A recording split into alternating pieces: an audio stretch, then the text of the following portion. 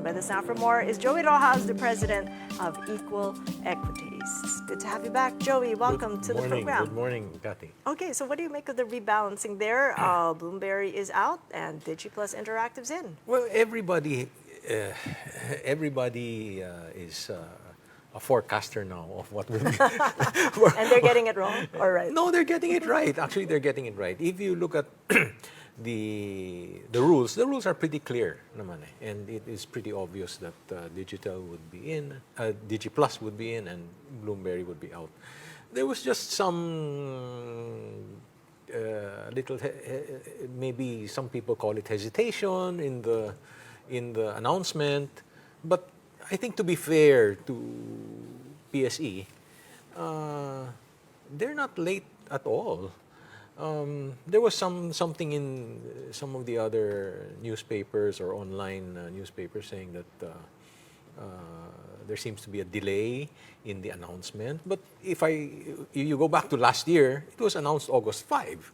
This year it was announced August 8 or 9. Right, but it's coming at a time there's increased scrutiny. We've heard the Senate hearing that started last week, and the Bangko Sentral has been ordered to de-link the online gambling sites from e-wallets. Oh, you're so talking what about impact the then, inclusion of DigiPlus itself. Okay. and the timing of the increased scrutiny. So I'm thinking about the impact it may have on financial institutions that do have e-wallets that used to serve or at least link these gambling sites. What impact could it have on earnings for those listed companies? If you look at I looked at the Q1 statistics of Pagcor. They have about close to 40, almost 50 billion in GGR through online gaming. Maybe 80% of that goes through GCash and Maya and the other e-wallets to a smaller degree. If the fee to GCash is 1 to 3%, that's huge.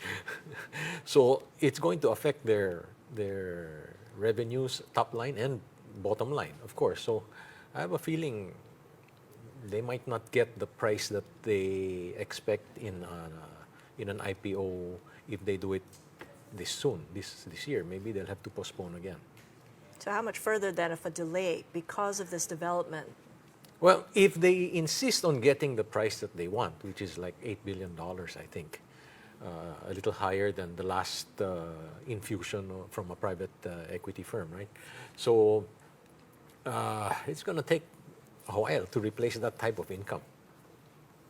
Now, looking more broadly, the Senate is still investigating on whether it would add more restrictions or maybe provide an outright ban. What would an outright ban do? From the lessons of Pogo that was banned starting this year, what lessons do we draw from that might affect the whole industry and the way the listed firms are going to be affected earnings-wise? From the Senate hearing, I think a lot of people were watching that last week. No? It appears that there are like 32,000 direct employees. And of course, that also affects, that trickles down along the line and that could easily affect 100,000 people. The other thing is government. Pagcor itself collects about 30% of GGR. At 50 billion, that's 1.5 billion. Oh, sorry, 15 billion immediately first quarter. BIR collects 5% directly from the 50 billion. So that's a lot of money. I hope they can government can do without it if you go into a total ban, but I don't think so. The way we're spending huge amounts on let's say flood control, which doesn't seem to work anyway. No? So I think the government has to look into where its finances are coming from and whether it can replace this type of income. Maybe it can be reduced a little. Maybe there are ways to, let's say, maybe lessen the impact on on families. I had an idea. I don't know if you want to listen to it. If the family, let's say for example, somebody logs in. If somebody logs in, there should be a message immediately sent to the wife or to the parents or to the so that they can talk to the player and say, "Hey, tama na yan." Right. So you're proposing more restrictions, creating more friction Yeah, to make so- it more difficult, but not an outright ban. But the That's right. impact that the POGO ban did have on the allied industries, because we've watched property, logistics, have those sectors even I think recovered property from really the POGO felt ban? property is the one that felt a big hit, no, from the POGO ban. And then of course around the area, the retail and the residential, because all of these were vacated, no? And then rents have dropped, I think, significantly.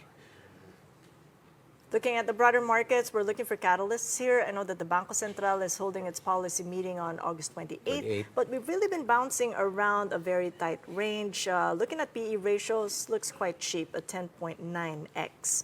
When you compare that with the 5-year historical average of 17.3. Why are we not piercing through a certain level here? And you know, the market looks indecisive at this stage for the last 10 weeks. One is really because of the interest rates are still high. No? The other one is I saw your headline about the SEC and the crypto ban on crypto. No, I haven't read the actual article yet, but I'm a little saddened by that, because I think one thing that can get this market moving faster and higher and getting more attention from the general public is a ban on crypto. Because it does not do anything at all for the Philippine economy. Zero. There's nothing. There are no taxes.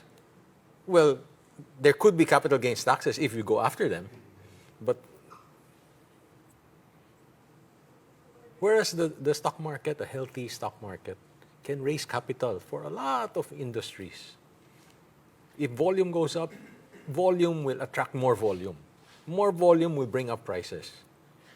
A higher price will attract more companies to list because they can get higher valuations for their stock.